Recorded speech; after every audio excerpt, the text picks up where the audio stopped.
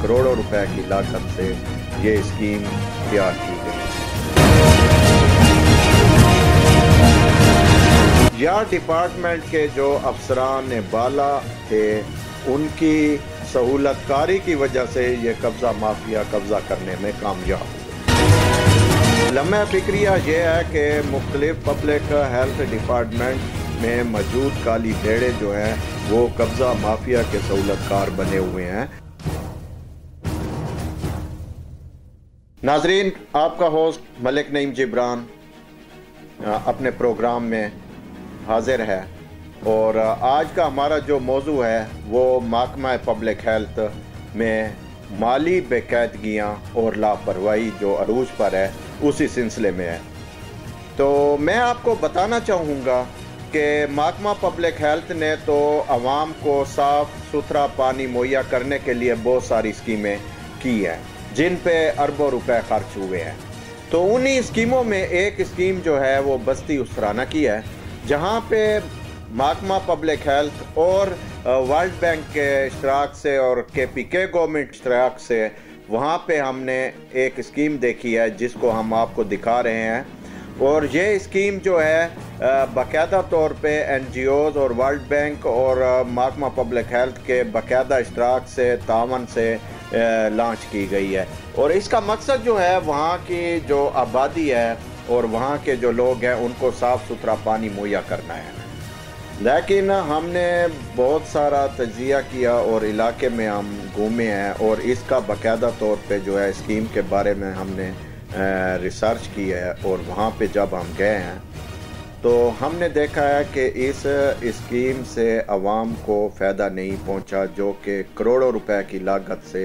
ये स्कीम तैयार की गई थी। उसके बाद इसने लोगों को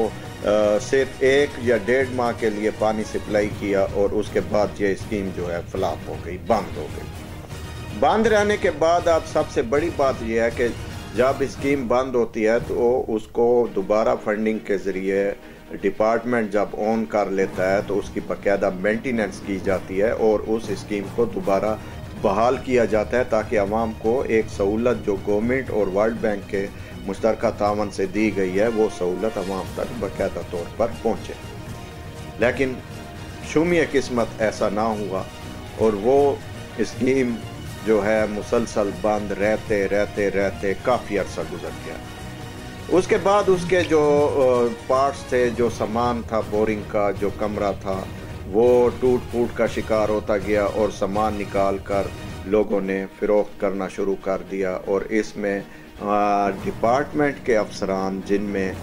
SC साहब हैं, उसके नीचे एक्शन साहब हैं, SDO साहिबान हैं और सब इंजीनियर्स हैं, उसके साथ एक पूरा नेटवर्क होता है डिपार्टमेंट का जो कि हर चीज़ की देखभाल का और ज़िम्मेदार होता है। और एक्शन कस्टोडियन होता है तमाम प्रॉपर्टी का, जो कि पब्लिक हेल्थ की प्रॉपर्टी होती है, जो कि गवर्नमेंट परचेज़ करती है डिपार्टमेंट के लिए। और वहाँ पे जो स्कीमें लगाई जाती हैं तो उसका जो कस्टोडियन होता है वो एक्शन होता है।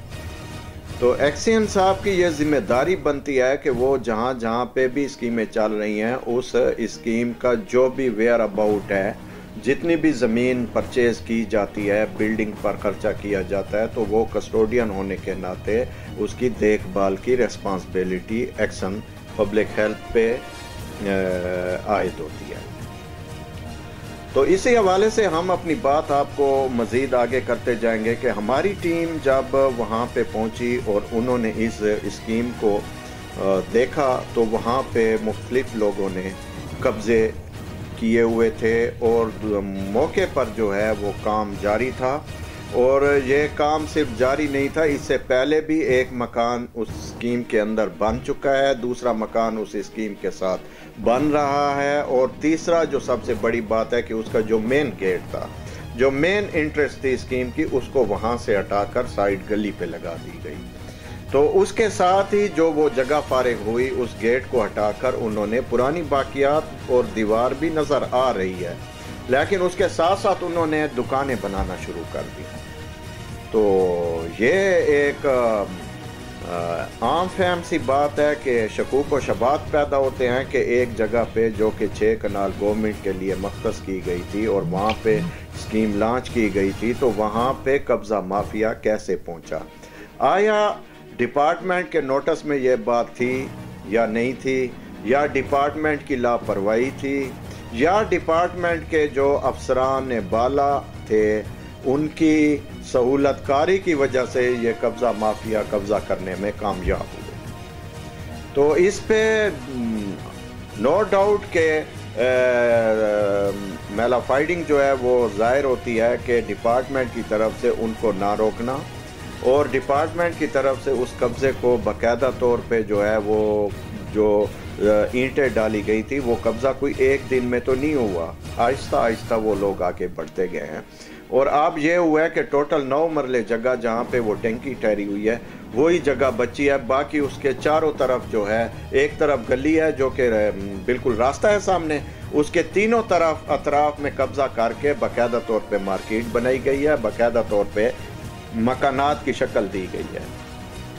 تو لمحہ فکریہ یہ ہے کہ تحقیقاتی اداروں کے نوٹس میں بھی یہ بات نہیں لائی گئی، اور پبلک ہیلتھ کے جو کسٹوڈین ہیں جو کہ اس جگہ پہ اس اسکیم کو جنہوں نے اون کیا ہے، تو ان کی یہ ریسپانسبلٹی بنتی تھی کہ وہ اس چیز کو روکتے، مقامی تھانے میں اس کے بارے میں FIR چاک کرتے، جو کہ ہمارے علم میں نہیں ہے یہ بات۔ اور اس کے ساتھ ساتھ جو ہے وہ اس پر انکروچمنٹ، جیسے کہ ڈی خان کے اندر آپ دیکھتے ہیں کہ ایک چھابڑی فروش کے خلاف بھی اسسٹنٹ کمشنر صاحب نکل آتے ہیں، انکروچمنٹ شروع ہو جاتی ہے، ڈپٹی کمشنر صاحب کی ہدایات شروع ہو جاتی ہیں، اور انکروچمنٹ جو ہے عملی طور پہ ریموو کی جاتی ہے، اور جہاں جہاں پہ بھی انکروچمنٹ ہوتی ہے وہاں پہ گورنمنٹ کے ادارے ایکشن لیتے ہیں اور انکروچمنٹ ریموو کرتے ہیں۔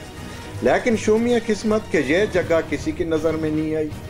اس جگہ پہ جو کہ سرکاری پرپز اور ایک ڈرنکنگ واٹر سپلائی اسکیم تھی، تقریباً ہمیں جو بتایا گیا ہے وہ 6 کنال کا رقبہ ہے، اور 6 کنال میں سے تقریباً 9 مرلے اس وقت جگہ موقع پہ موجود ہے، باقی لوگوں نے قبضہ کر کے، قبضہ مافیا نے اپنی مارکیٹیں تیار کر لی ہیں اور جگہ کو جو ہے ایکوائر کر لیا ہے۔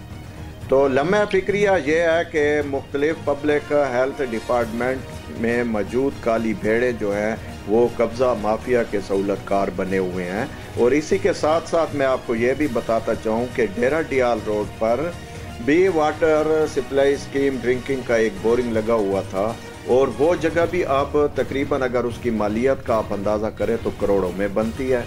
تو وہ جگہ بھی ایک بنگلے کے اندر، میرا کیمرے مین آپ کو دکھائے گا کہ وہ جگہ بھی ایک بنگلے کے اندر چلی گئی ہے۔ اب ایک سرکاری پراپرٹی جو کہ سرکار نے پرچیز کی ہے، جس کی مالیت پبلک ہیلتھ ڈپارٹمنٹ کے پاس ہے، تو وہ جگہ ایک عام آدمی اپنے بنگلے کے اندر، بااثر آدمی اپنے بنگلے کے اندر کیسے محفوظ کر سکتا ہے؟ وہ بلڈنگ، وہ کمرہ بورنگ کا وہ موجود ہے، اور اس کے آگے بااثر افراد نے جو ہے قبضہ مافیا نے اس کو بند کر دیا ہے، اور یہ جگہ بھی کروڑوں روپے کی ہے۔ اس کے ساتھ ساتھ میں آپ کو بتاتا جاؤں کہ جو کہ تھویا سیال بند ہے، اس بند کے ساتھ بھی ایک ڈرنکنگ واٹر سپلائی اسکیم جو تھی وہ موجود تھی، اس کے آثار باقیات مٹا کر اب بھی تھوڑے سے بچے ہوئے ہیں۔ تو میں نے وہاں پہ دیکھا ہے تو وہاں بھی بااثر افراد نے جو ہے قبضہ کر رکھا ہے اور اس جگہ کو جھاڑیوں میں چھپا دیا ہے، جو کہ کچھ دنوں کے بعد جیسے جیسے یہ چیز ان کو یقین ہوتا جائے گا کہ لوگ بھولتے جا رہے ہیں، جیسے ہمارے ڈپارٹمنٹ کے افسران جو کہ قبضہ مافیا کے سہولت کار ہیں، تو وہ کچھ لے دے کر نظر بندی کر لیتے ہیں، اور اس کے بعد قبضہ مافیا جو ہے اس جگہ کو، کروڑوں روپے کی جگہ کو جو ہے ہڑپ کر لیتے ہیں۔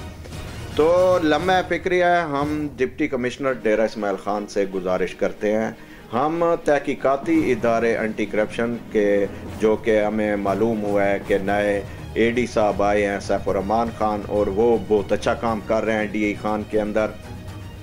اور ان کے ساتھ ساتھ سرکل افسر ہے منہاج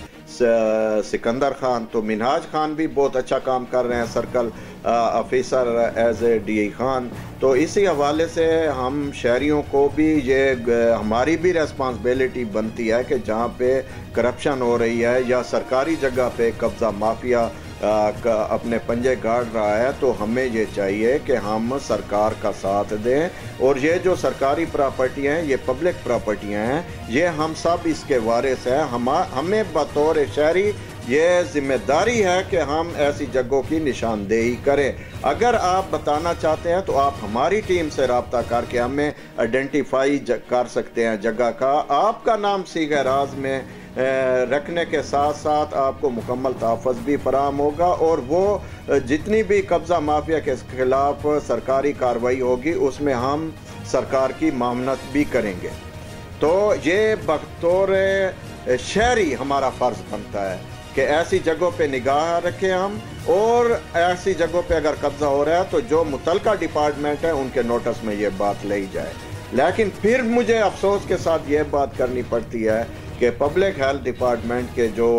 افسران بالا ہیں، جو کہ کسٹوڈین ہیں، جن کے ریسپانسبلٹی بنتی ہے کہ وہ پبلک ہیلتھ کی جتنی بھی پراپرٹی ہے اس کی حفاظت کریں اور اس پراپرٹی کے بارے میں مکمل تفصیلات باقاعدہ طور پہ شائع کی جائے تاکہ عوام کو پتہ چلے کہ پبلک ہیلتھ ڈپارٹمنٹ کی پراپرٹی کہاں کہاں پر پڑی ہے۔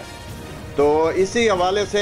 ایک اور بورنگ ہے جس کی سولر پلیٹ ہے پبلک ہیلتھ کے ایک سابقہ ایکشن نے اتار لیے تھے، اور وہ کیس بھی ابھی اس میں انٹی کرپشن میں باقاعدہ اس کیس کے بھی وہ پیروی ہو رہی ہے، وہ کیس بھی اوپن انکوائری کی طرف چلا گیا ہے۔ تو جو کہ یہاں پہ ایکشن بیٹھے تھے وہ سیاسی ایما پر آئے تھے، اور انہوں نے جو کرپشن کرنی تھی انہوں نے من مانیاں کی، انہوں نے کرپشن کی، اور ایک بدترین دور گزرا ہے